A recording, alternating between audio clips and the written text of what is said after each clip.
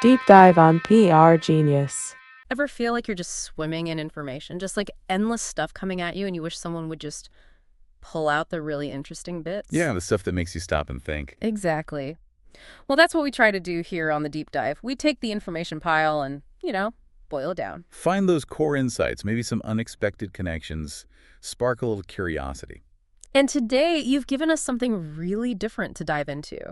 It's a bunch of excerpts from an old internet relay chat log, IRC. Which is fascinating in itself. It's like the time capsule. These are from June 18th, 2000. So, yeah, early days of mainstream internet, really.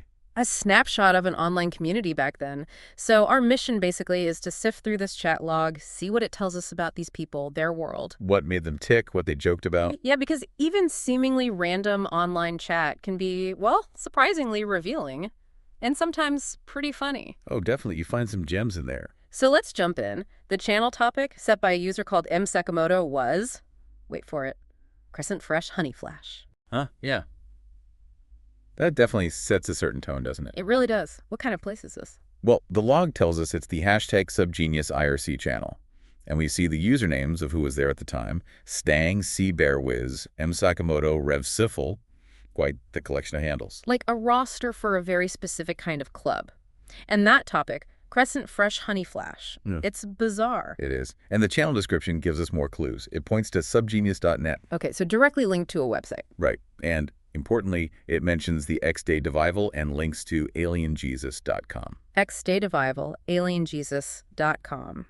Okay. Yeah. This isn't your average knitting circle chat room, is it? Not quite, no. This points strongly towards the Church of the Subgenius, which, if you're not familiar, is this sort of satirical parody religion. Very focused on humor, absurdity, critique, and culture. Right, I've heard of them. Sort of anti-establishment. Very much so. The log also mentions channel modes, plus Tiana, which basically meant a more closed-off chat. Registered users changing the topic, no outside messages, a controlled space. And created June 2000. So we have the digital venue and clues about the philosophy, I guess. So what were they actually talking about? Well, this is where it gets really interesting. It's this constant mix. You have totally mundane stuff, people looking for CDs, complaining about work, Oh, yeah, like what? Someone saying their work CDs are dull, someone else having sound card problems with their computer, everyday frustrations. Totally relatable stuff you'd hear anywhere. Exactly. But then, like in the next breath, they'll drop references to Bob, who's J.R. Bob Dobbs, the sort of figurehead of the Church of the Subgenius. Ah, okay, Bob. Yeah. Or they'll mention X-Day lynchings, which is part of their rather dark humor.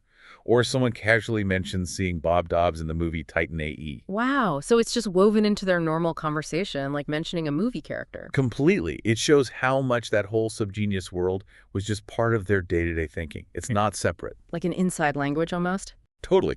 Like someone mentions the character Wei in Mission to Mars, and it immediately sparks talk about someone named Wai Shen. Or the Fish Heads song comes up. Fish heads, roly-poly fish heads. That's the one. And then someone could exit to Billy Mommy. These seem like random jumps, but for them, there's clearly a connection. And it wasn't all just inside jokes, right? There was some properly weird stuff mentioned, too. Oh, absolutely. Very casual mentions of, like, porn from Cincinnati, inflatable penises for the pool. Okay. And, yeah, the pornopult. That one stands out. The pornopult. Right. I guess that sums up the unique flavor. It really does. That mix of the ordinary and the completely absurd. It's classic subgenius. It's humor, but it's also, bonding through shared weirdness. So beyond the jokes and the pornopult, what about the people? How did they actually interact? Was it just chaos? No, not entirely. You definitely see a community feel. People say hi when they arrive, bye when they leave. Stang mentions he just got back from Ohio. Mm-hmm. Princess Wei says hi to the channel. Little check-ins.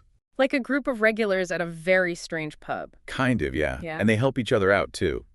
CBearWiz offers Stang help with his computer troubles. Ah, that's nice. So supportiveness mixed in with the absurdity. Exactly. It's not just jokes and weirdness. There's a genuine connection there. You see them building something together. Building relationships, basically. Yeah, and building towards things in the real world, too. That comes through really strongly with all the talk about X-Day preparations. Right. You mentioned X-Day before. That seemed like a big deal in the log. Huge. Yeah. It's mentioned constantly. They're clearly planning for a real-world event. Talking about rebuilding something called Kijibo 15. Kijibo 15. No idea, but they're rebuilding it. There's talk of a time capsule, bringing swag, coordinating when they'll arrive at this place called Brushwood. Brushwood, okay, so a real gathering, like a festival or convention? Sort of, but SubGenius style. They're planning a noise fest at Brushwood, mentioning bands like Uberkunst, someone named Andro might play. A noise fest. Sounds about right. And the things they plan to bring. You mentioned swag, but there's more. Oh yeah. Eclectic is putting it mildly. Stuff for the time capsule, slinky dresses, and yes, someone planned to bring a used dildo for an auction. Okay, wow, just casually mentioned in the chat log. Casually mentioned. They're also dealing with logistics like Papa Joe needing a ride, debating how big the time capsule container should be. It feels very real, you know, the excitement and the practical problems of organizing an event. It really shows how these early online groups could organize actual physical meetups. Pretty impressive for 2000. Definitely.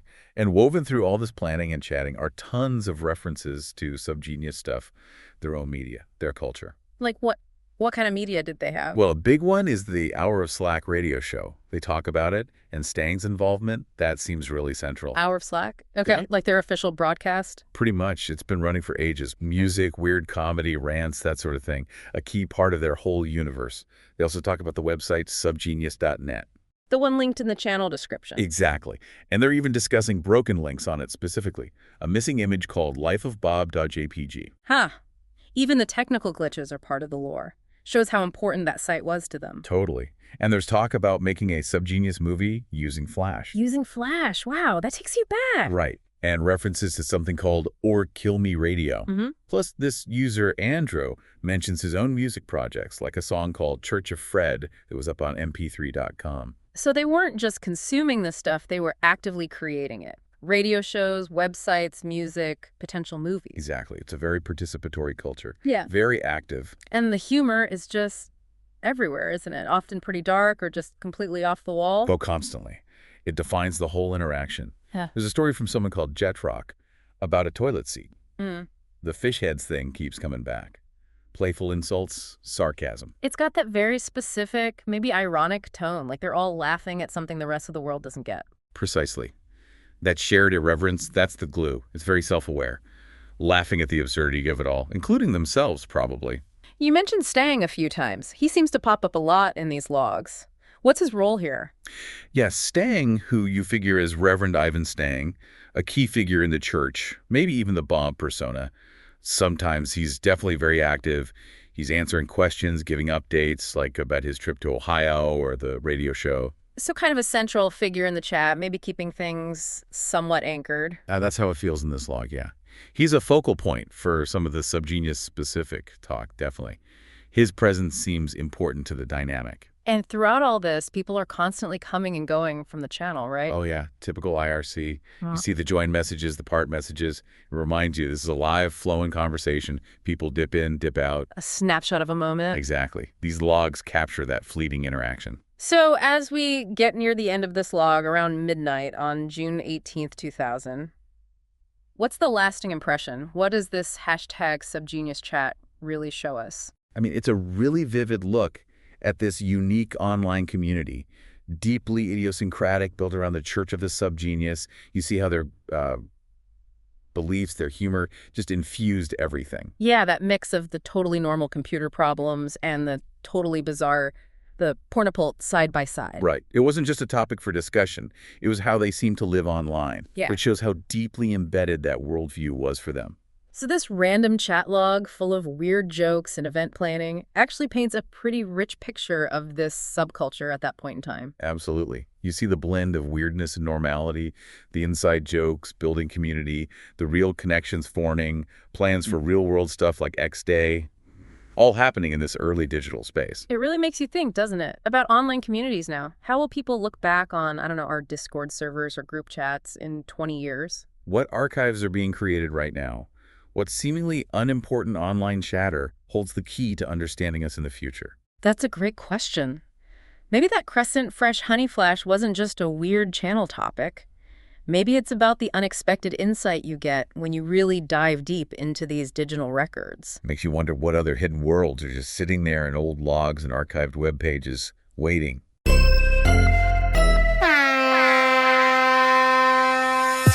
Deep dive on PR Genius.